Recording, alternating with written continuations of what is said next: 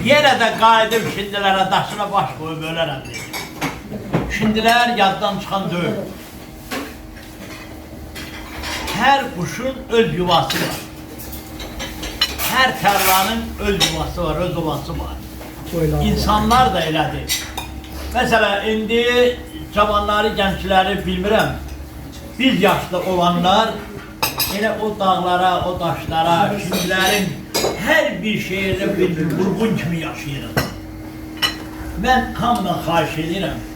Elə bu şimdilərin sağlığına tam ayağa dursun, şimdilərin sağlığına ayağa qalxır. Onun için kaldırın badələri Kur'anların sağlığına, zəhmət çəkib bu məclisi Kur'anların sağlığına, sağ olun, şimdilərin sağlığı olsun. Ve bizim de güzel sənətkarlardan gözəl babası. Aşklar da kanı, eşk olsun. Sağlığına. Borçalı kanı var da bizde de.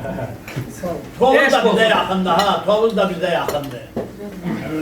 Hüseyin abi. Yazacak bu dile gelmez, kuşu sonan güle gelmez, cavanlığı mele gelmez, altın verim alasan da.